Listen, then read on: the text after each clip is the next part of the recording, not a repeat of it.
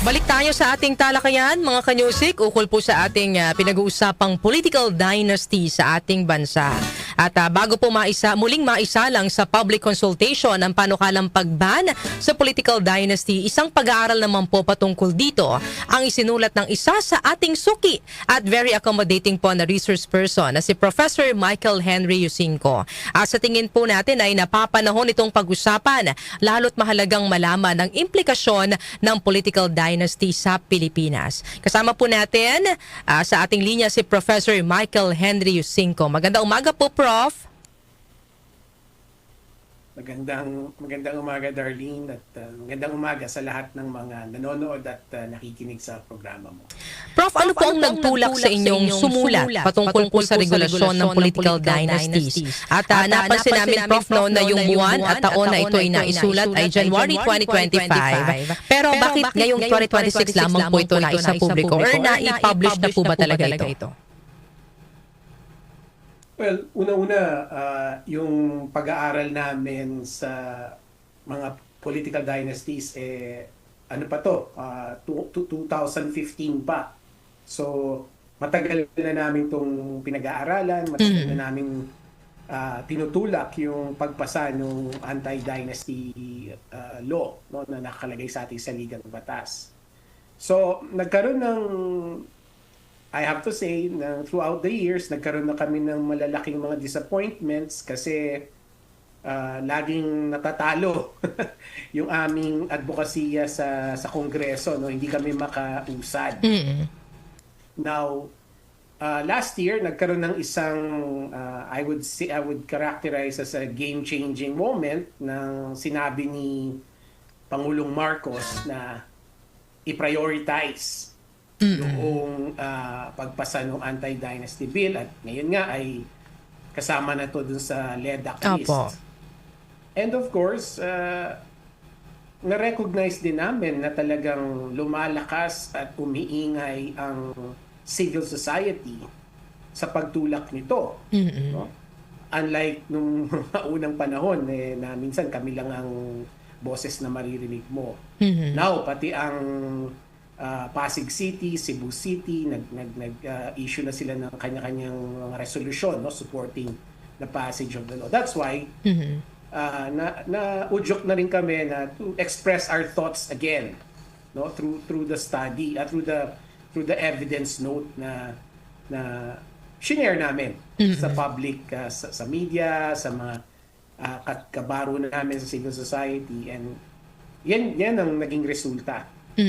Yung aming evidence note based on yung mga iba't ibang mga versions ng Dynasty Bill and also yung what we are seeing in civil society today, yung clamor. Siguro, Prof, bago tayo dumako sa paghimay dito po sa inyo pong pag-aaral, bigyang definition po muna natin. Ano po ba yung political dynasty para po sa kabatiran po ng ating mga taga-subaybay? So, pwede natin tignan yung dynasty, yung political dynasty in two ways, no? First, yung ordinary, regular understanding natin, yung sabihin na natin dictionary definition, no? Ang ibig sabihin lang ng political dynasty is mga magkakamag-anak sa politika. Right? Pwedeng magkakasunod sila na nasa politika, pwede rin sabay-sabay. So, that's the general understanding of political dynasty. So that's one way. No? Ano yan?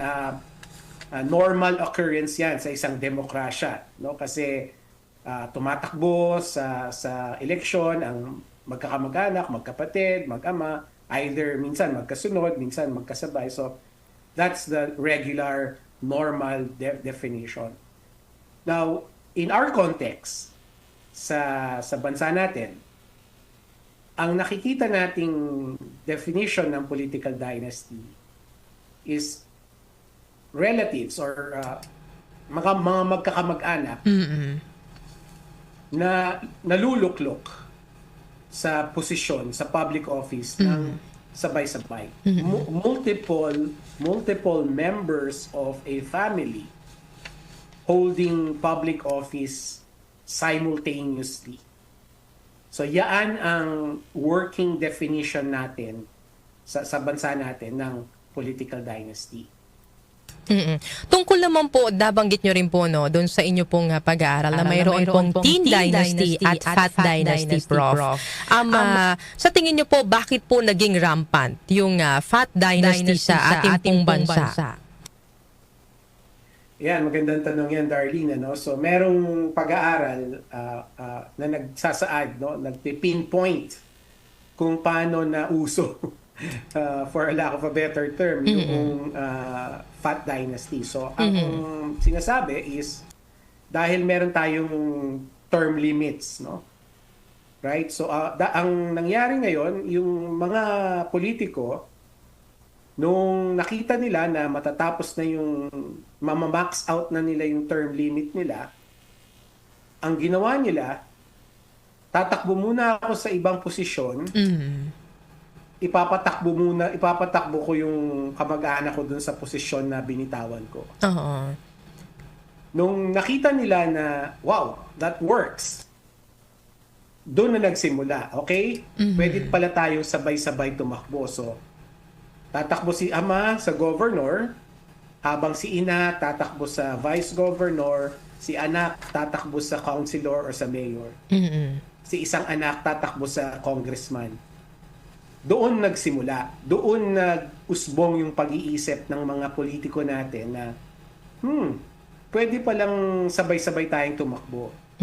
Kasi before that, Darlene, nung sinaunang panahon, ang konsepto lang ng dynasty sa atin is yung magkakasunod lang, yung mana-mana lang. Opo. So una muna, ang nangyari si lolo.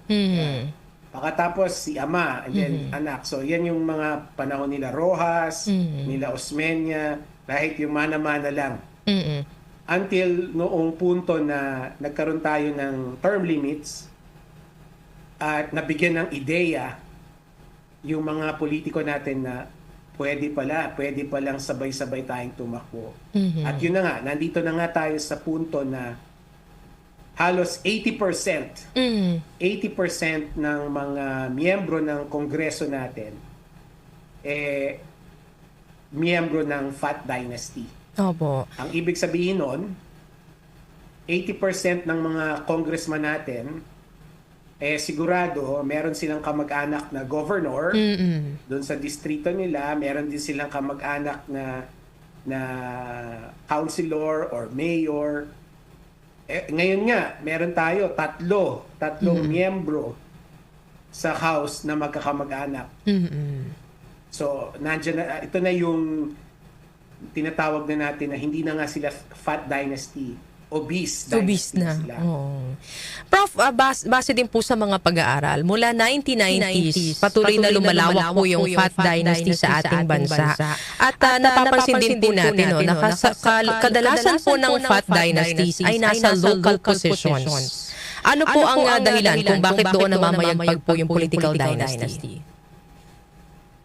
So, sa iba't ibang dahilan na nagkumpul-kumpul na, no? So, siyempre, nandyan yung ating feudal background, no? Sanay na tayo na ang tingin natin sa mga mayayaman sa locality natin, sila yung mga pinuno natin. And of course, sa totoo lang, meron talagang feudal class, no? I mean, yung mga may kaya, nasa posisyon doon sa mga local areas, no? That's one. Another reason is, wala na kasi tayong tinatawag na political party system na nagkakaroon ng pagkakataon yung mga walang kaya, yung mga hindi mayaman, walang pangalan, na makapag-participate, no, sa election. So, combination ng dalawang yon, yung ating feudal culture and also the absence of real political parties, ang naging resulta nun, yung mga dynasties na lang ang namamayagpag sa local elections. May nabanggit din po kayo sa inyong pag-aaral, Prof, na ang vulnerable and poor families ang karaniwang humihingi ng tulong sa mga political dynasty dahil sa chronic underdeveloped issues na bigong matugunan po ng mga lider. Ano po ba itong mga issue na ito? At sinasadya ba talaga na hindi ito matugunan para sa kanila pa rin lumapit yung mga tao? Alam mo, ganda ng tanong na yan, Darlene. Ano? So,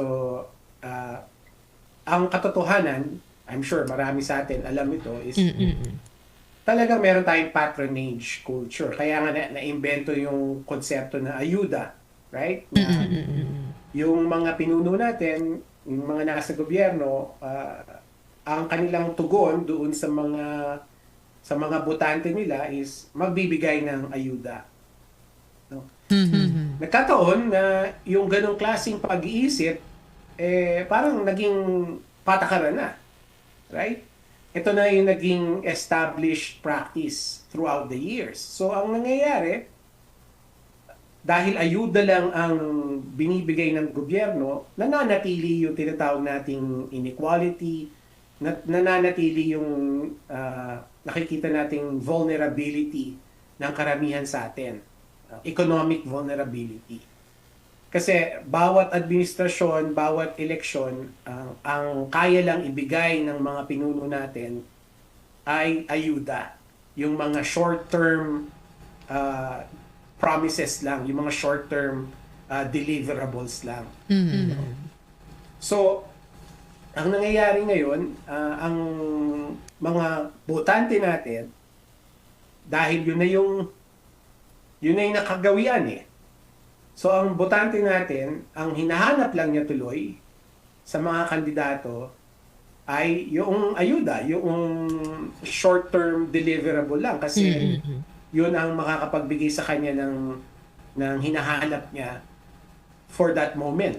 So, pwedeng pagkain, pwedeng trabaho, pwedeng scholarship, pwedeng endorsement sa ospital, yung tinatawag na guarantee letters. So these are all now part of our system na ang nangyayari is napapanatili yung domination ng political dynasties. Prof, itong sa inyo rin pong pag-aaral, nabanggit nyo rin po na itong na-reveal na sa buwata ng mga politiko at ng mga contractors sa flood control projects ay nakalagay po sa inyong pag-aaral na tip of the iceberg pa lamang ito sa usapin ng conflict of interest. Sa tingin nyo po, gaano kalaki, kalalim ang problema po sa bansa sa usapin ng politika at pagninegosyo? Malalim na malalim. No? So yung contractors, I wouldn't actually describe that as the tip of the iceberg. Sa akin yan, yan yung pasabog talaga. That is really the ultimate conflict of interest talaga sa sistema natin. Na pinagkakakitaan na talaga tayo ng mga contractors. Even if na meron tayong risk of fatality. No? Na ibig sabihin, pwede tayong mamatay dahil sa pagnanakaw na ginagawa nila. Meron pang mga ibang halimbawa niyan. For example, kapag meron kaming nakarating sa amin yung impormasyon na sa mga localities, yung mga dynasties, kino-corner nila yung mga economic opportunities. Meaning, yung mga prime lots for gas stations, kukunin nila yan para tatayo nila yung gas station nila doon at sila yung kikita. Minsan meron din kami na encounter na report na yung mga dynasties sila yung humahawak ng mga fast food franchises. Tapos hindi nila papayagan makapasok yung competition para sila lang yung nandoon sa locality na yon at captured market nila. And of course, meron yung mga halimbawa coastal LGU. Ang gagawin niyan, yung mga dynasties, sila yung magmo-monopolize ng tourism, yung mga kung ano man ang mga negosyo doon, sila magmo-monopolize, sila magdo-dominate. So these are the various examples of conflicts of interest na nangyayari dahil yung political dynasties talagang hinahawakan nila yung mga local positions. Mhm. Nabanggit nyo rin, Prof, no, yung Fat Dynasty, weekends check and balance. Weekends, checks and balance in the democracy results to bad governance and weaker development outcomes. Pakipaliwanag po sa amin ito, Prof. So, ang pinakamagandang halimbawa is yung nangyari sa budget natin, right? Kasi ang dapat na sistema sa budget, yung Kongreso, siya ang mag-check noong budget proposal na galing sa Malacanang. Opo. Right? So dapat yung mga mambabatas natin, bubusisiin nila yung mga gustong gastusin ng ehekutibo at titignan nila dapat doon ano yung dapat, saan dapat mapunta yung pera ng bayan, etc. etc. Ano nangyari? Dahil ang Malacanang at ang Kongreso ay dominado na ng dynasties, ano nangyari? Sila nagkaroon ng kontsyabahan. Right?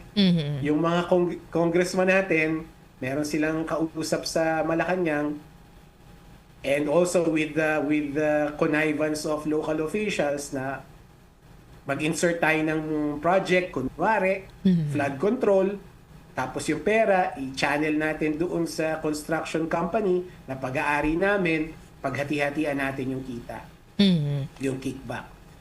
So, yan ang yung pinaka matingkad at masaklap na halimbawa nung sinasabi namin na yung mga political dynasties, they undermine yung check and balance sa government natin.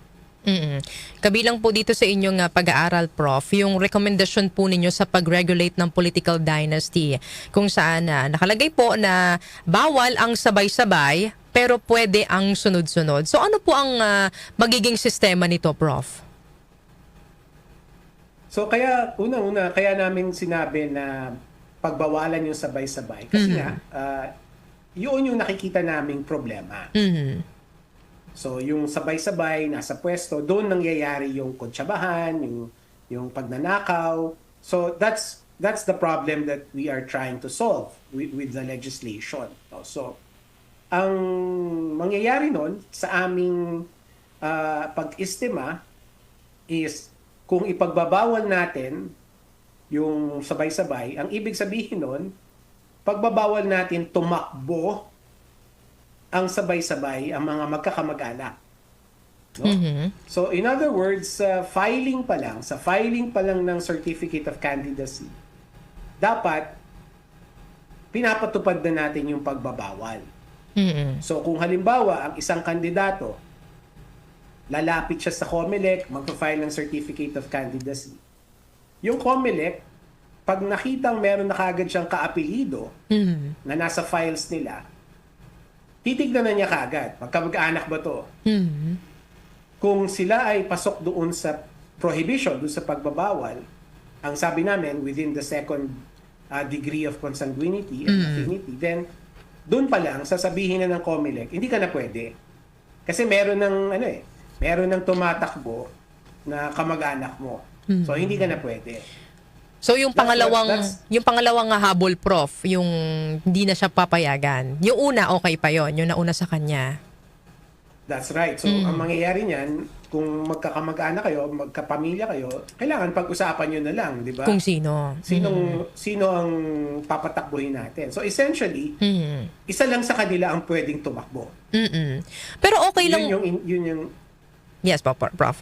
Pero okay lang po ba na mayroon pa ring political, pero para sa inyo, Prof, no, ang ibig niyo po bang sabihin okay lang na mayroon pa ring political dynasty sa ating bansa, pero dapat ang gawin ay i-regulate ito? Kasi 'di ba po ang kumbaga ang panawagan po ngayon, lalo na ng taong bayan, talagang mawala na ito pong political dynasty sa ating bansa. Hindi naman natin pwedeng sabihin na dapat mawala sila kasi sabi nga ang simula nga natin, 'di ba, is dynasties are a normal occurrence in a democracy. No? Kasi kung halimbawa isang pamilya kayo, gusto niyo lahat pumasok sa politika, then you're free to do that. 'Di ba? That's democracy. Yan ang tinatawag na representative democracy. Ang ayaw lang natin is sabay-sabay kayong tatakbo tapos sabay-sabay kayong mananalo. So yun, pwede nating i-regulate yun. Apo. ang hindi natin pwede gawin is pagbawalan na ang mga magkakapamilyang pumasok sa politika. That we cannot do. That is undemocratic and unconstitutional. Ang pwede nating gawin sa ilalim ng ating saligang batas is i-regulate kung sino sa kanila ang pwedeng tumakbo. May question dito para galing po sa ating listener, Prof. No? Papaano daw po kapag ang magkakamag-anak ay hindi daw po magkasundo?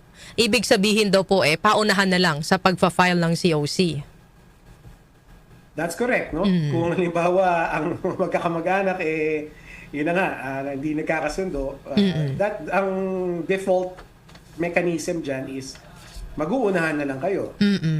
Kung sabay kayo, ang another default mechanism na nasa sa ano natin is pwedeng toss coin.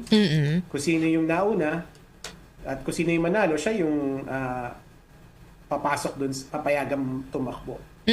Bakit po, Prof, ang restriction is up to the second degree of consanguinity?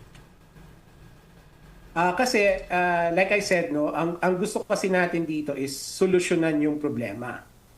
At nakita namin, at marami ring iba nakakita, na ang problema talaga ng dynasty is yung sabay-sabay na magkakamag-anak within the second degree of consanguinity. So, ang pinakamagandang halimbawa dyan is si Pangulong Marcos, di ba? Si Pangulong Marcos, siya ang Pangulo, yung kapatid niya, senador, yung anak niya, congressman, and then yung pinsan buo niya, congressman din, yung bayaw niya na pinsan, congresswoman, and then yung anak, pamangkin niya, congressman. No? So, ito yung mga magkakamag-anak within the second degree. And of course, syempre, hindi lang naman si Pangulong Marcos, si Vice President Duterte, ganun din. Kapatid niya, mayor, kapatid niya, congressman, pamangkin niya, congressman. So, ito yung problema na nakikita namin. Na yung mga magkakamag-anak within the second degree, sila yung sabay-sabay na nagkukumpol sa pwesto. So, that's why, yaan yung sinabi namin. And of course, meron din practicality involved here. Kasi, gaya ng pinaliwanag ko kanina, di ba, yung first point of enforcement is yung pag-file ng Certificate of Candidacy. Opo. Now, kung within the second degree kasi, madali mo ma-identify. Right? Yes. Sa ano pa lang, halimbawa, pareho tayong apelido, Opo. tapos pareho tayong middle name. Yes. So, immediately makikita mo, either magkapatid to, magpinsan to, or basta, pasok ka dun, related. Hindi mo masasabi kung within the second degree. Whereas kung halimbawa, fourth degree, mahirap. Kasi pag fourth degree, ano na yun, hanggang great-grandparents na yun eh. So, halimbawa, pareho kayong apelido, pero hindi pareho yung middle initial nyo. Tapos, wala kayong obvious na common relatives. So, yung COMELEC ngayon, maghahanap pa siya. Marami pa siyang gagawin para alamin kung pasok nga ba kayo doon sa fourth degree. Yes. So, yun yung gusto namin maiwasan. Na doon pa lang sa filing of Certificate of Candidacy, based pa lang doon sa mga dokumentong attached doon sa pag-file mo ng Certificate of Candidacy, madaling malalaman ng COMELEC kung pasok nga ba kayo doon sa second degree relations at therefore pasok kayo dun sa prohibition. Yung COMELEC nga po, no, yung maaatasang mag-deny or mag-cancel ng COC ng mga dynastic applicant. Paano naman po, Prof, yung mga nagsasabing nasaan ang demokrasya kung poll body lang po yung magtatakda? Alin o sino po yung ika-cancel na COC? Well, that is our constitutional setup kasi ang COMELEC ang naatasan ng constitution natin na siya yung mag-a-administer ng mga election laws. So kung ano yung nasa batas, mandato niya yon para ipatupad. No? So there is no other entity or agency in our constitutional setup na pwedeng gumawa nun. Prof, sa tingin niyo po ba, ano na po ba yung kasalukuyang estado ng pagsusulong po ng anti-political dynasty bill sa ating bansa? Kasi lagi po itong isinusulong sa Kongreso, pero kumbaga lagi din pong hindi na isa sa batas. Yeah, tama ka dyan, Darlene. Yan nga yung sinasabi kong mga heartbreaks namin noon. Kaya lang, iba yung panahon ngayon, iba yung sitwasyon natin ngayon kasi si mismong Pangulong Marcos na ang nagsabi that this is a priority. At paulit-ulit niya ring sinabi na dapat ipasa ito bago mag-June, bago mag-SONA. So that is a big factor. But also, nakita rin natin, and I'm sure naobserbahan mo na rin to, na yung civil society ngayon mas agresibo at mas maingay sa kanilang pagtulak na ipasa yung anti-dynasty bill, no? So that is also a contributing factor. And siguro isa pa ring malaking contributing factor is yung mga nakatangan o tumatangan dito sa Kongreso ay mga champions din, no? Like si Congressman Adyong at si Senator Ontiveros, no? Na talagang tinutulak nila. So, 'di ba si Senator Ontiveros, dalawa na yung public consultation niya.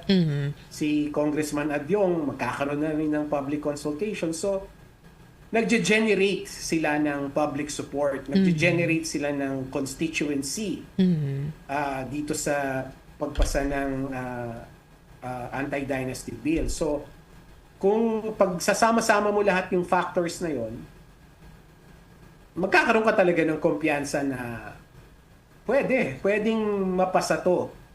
Itong anti-dynasty law na to, yung tamang anti-dynasty law, bago mag-SONA. Ngayong isinama po ni Pangulong Marcos sa kanyang LEDAC itong anti-political dynasty bill, anong basa nyo dito, Prof? Doon po sa paghihimok ng Pangulo na maipasa na itong anti-political dynasty bill, dahil alam naman natin yung Pangulo ay mismo ay galing sa isang pamilya na bahagi po ng dinastiya. Alam mo, Darlene, ayoko nang basahin. baka we are just going down the rabbit hole, no? Yes. Para sa akin, ang mahalaga na lang is sinabi niya. Ang mahalaga na lang ay pinipilit niya. Pinapangunahan niya. Kumbaga, hindi siya nagwe-waiver dun sa sinabi niya na dapat i-prioritize ito. Now, kung halimbawa, i-analyze pa natin kung bakit niya sinabi yon, I mean, that's a good exercise. Hindi ko naman sinasabing pangit yun or futile yun. Ano? Kaya lang, kailangan natin siyang makausap diretsuhan. Di ba? Ba't mo ginawa? No? So, short of that, para sa akin, I would rather just emphasize sa civil society, sa mga mambabatas natin na eto na, kitang-kita na natin. Si Pangulong Marcos, sinabi niya, i-prioritize, pinipilit niya na i-prioritize, then we just have to take his word on that. At to pa rin, do our part na mapasa nga itong batas na to before the SONA. And maraming salamat, Prof, sa pagsama po sa amin ngayong umaga. Panghuling katanungan ko na lang po, no, dahil sa ating pong mga tagapakinig, sa publiko po, makikita natin parang hati pa rin yung opinion ukol po dito sa political dynasty sa ating bansa. Ano na lang po yung mensahe ninyo sa publiko?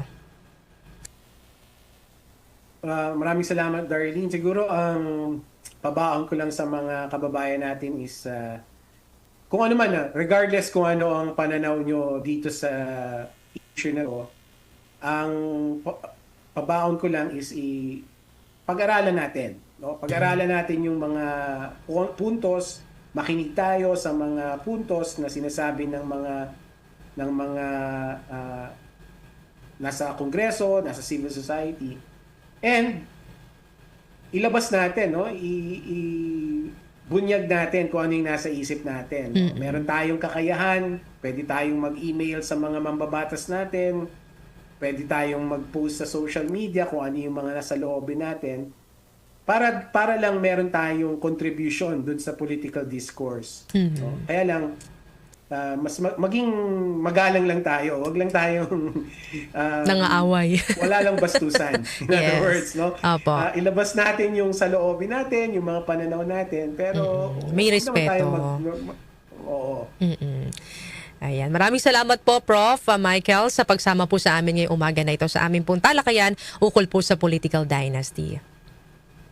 Maraming salamat din. Ayan. Mga kanyusik, atin pong nakasama si Professor Michael Henry Yusinko at marami tayong natutunan ukol po dito sa ating tinatalakay kaugnay ng hindi na matapos-tapos na usapin ukol po sa political dynasty sa ating bansa.